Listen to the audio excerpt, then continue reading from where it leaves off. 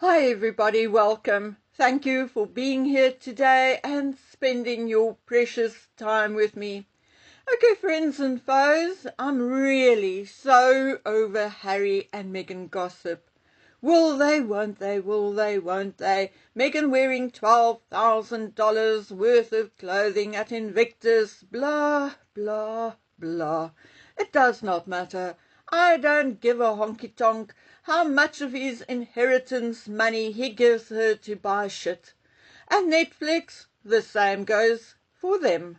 Since they engaged Harry and Meghan, they have lost hundreds of subscribers, paid top dollar for rubbish. Well, that too is their problem. At some point, someone will ask Ted Sarandos whether the CBE from King Charles was worth it if he no longer has a job. What I'm increasingly concerned about are the lack of action when it comes to Harry and Meghan and their other shenanigans. A long time ago, when I was in my early teens, my parents had friends who used to come and visit for a weekend or long weekend. These friends had two kids, a boy maybe a year or two younger than my brother at the time, and a little girl who was still a baby. The little boy had riled all of us up during previous visits because, like any small child, just a little worse, he got into stuff or did stuff and so on and so on. You know, things which should not be allowed. And 99% of the time, the parents did not react. And that was actually the issue. Because all weekend we were like Jack in the Boxes.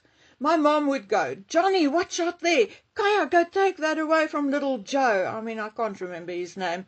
Or my mom would jump to save a flower pot or a teacup. It was never ending. While his parents were relaxing at the pool or on our back veranda or in our lounge, whatever. So one weekend they arrived with Grandma. Now I think it was the wife's mother, but I could be wrong. I was a kid myself, so those kind of things did not matter to me. Anyway, the little boy had another very nasty habit. If or when any of us took anything away from him or said no to him, he would start screaming as if we just hurt him and hurt him badly. So this weekend was no different, except that every time he hollered, Grandma would run and pick him up. And I mean, hey, we are talking about a 4 to 5 year old here, and she would pick him up and hold him on her lap, and every second incident or cry, she would say, "Oh, he's not feeling well. Let's go give him a pilletjie," which is Afrikaans for pill or tablet. My dad was starting to boil from the bottom up, but he kept quiet until the Sunday morning. The little shit again got into something, and I think it was my mother who pointed a finger at him and said no, and he started screaming at the top of his voice. Grandma came running and said, "Oh, kom ons gaan gee vir hom 'n pilletjie. Let's go give him a little pill or tablet." And my dad lost it. All his shit and more. Now, it's a long time ago, so I cannot remember exactly what he said, but he made it clear that the child does not need medication. He needs to be taught and disciplined. Anyway, my dad ended his speech with something like, "Until your child has learned some discipline and respect, or you leave him at home with Grandma, you are not welcome here." I mean, something like that. I know he also said something about in his house he will not allow such behavior. And my dear friends, that is the point. My father was completely right. It was his house where he worked terribly hard to keep that roof over our heads and keep us well fed, etc. I mean, my father used to start working at 5 o'clock in the morning, often deep into the night, and sometimes over weekends. Now, my father was strict but fair when it came to his children, and we had to behave or bear the consequences. We had a very good grasp of a certain language style, and in more than two languages, let me tell you, because my father's grandfather was a sailor, and the language was sort of passed down in the generations. Well, he wasn't really a sailor. He was a carpenter on one of the British ships, and so on. So yes, we all, now that we are grown, have a certain expectation of how people should behave in our homes, and neither I, my brother or sister would allow someone to irritate or harass us in our own home. Like my father, all three of us work very hard to keep that home, that private sanctuary over our heads. Now, when it comes to a country, I feel it is just an enlarged version of our home, our towns or our counties. Some of you call America home. Some call England or Australia home, or Germany, Canada, India, France, Sweden, Portugal, Mexico, Belgium, etc. When I get on an aeroplane in, say, Canada, I will tell people I'm going home to South Africa. Now, if we will not allow people into our homes who irritate us, harass us, who may harm us, make us mad, or damage our stuff, why the hell is Harry allowed to stay in the United States? It is now coming out that Harry and Meghan, through their Archwell Foundation, have funneled hundreds of thousands of dollars to political operatives through their charity. According to public records, they also hired a disinformation expert working at a company involved in every high-profile United States election since 1990. The Democratic operative they hired were to target critical stories about the party during the presidential election. Now that, in my opinion, would constitute election tampering.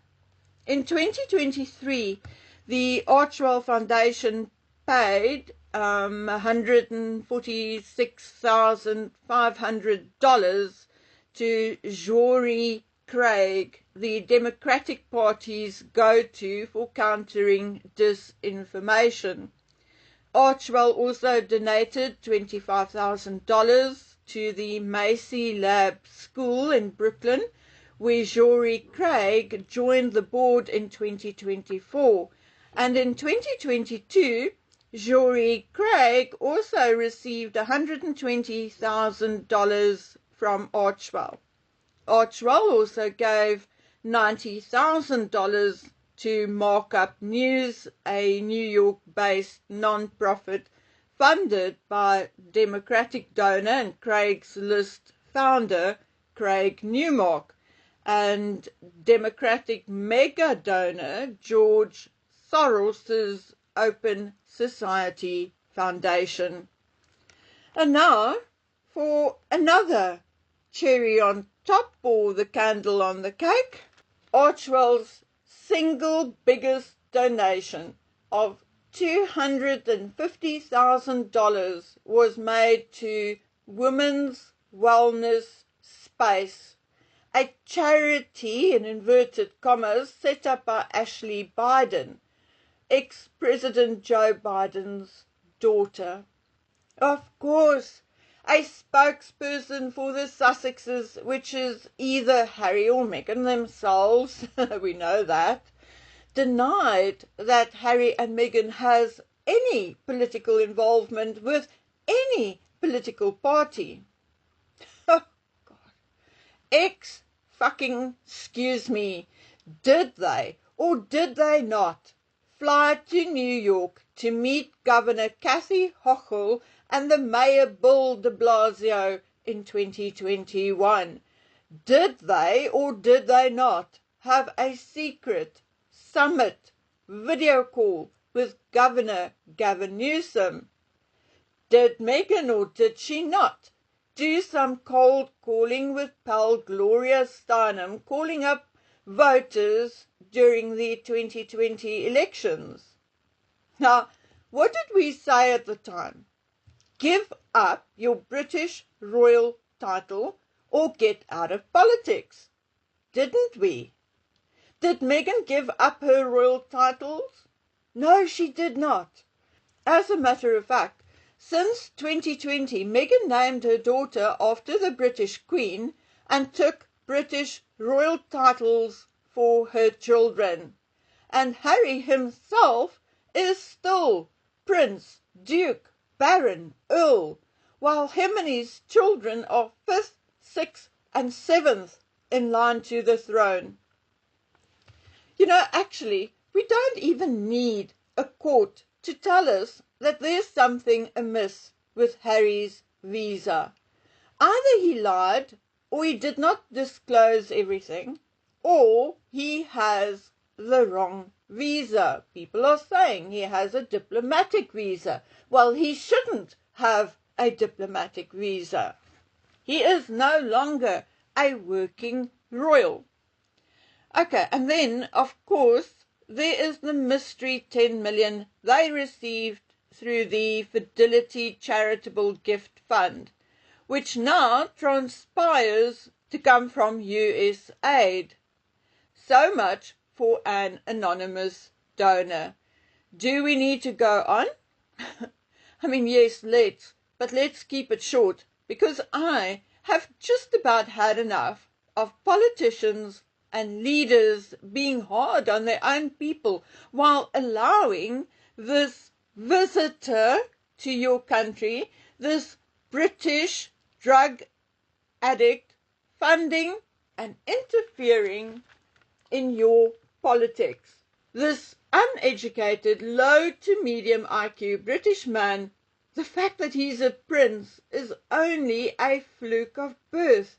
This man, this British non-citizen, to break your immigration laws, steal from your taxes by maintaining his British citizenship and royal title, you allow them to call you names and advocate against you in your own home, in the United States of America, your beloved country, your home.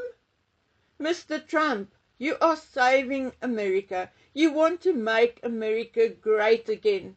Then send Harry, Windsor, Sussex, Mountbatten, Wales home, sir.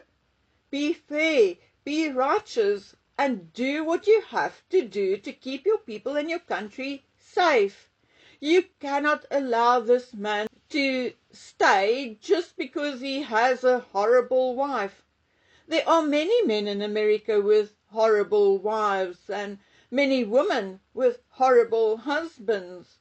You cannot make concessions for Harry just because he has a horrible wife. Not ever has that been a defense against a crime. Harry, who openly called your constitution bonkers, is that a man for whom you, Mr. President, will go out on a limb to keep him in your country? Mr. President, as South African, I understand and support everything you are doing, and I beg of you to at least remain consistent. Do to Harry what you do to others who may potentially harm your country. If not, deporting Harry is a favour to his father. Then, sir, I'm sorry to inform you that the King is a great supporter of Sir Keir Starmer, a man you loathe.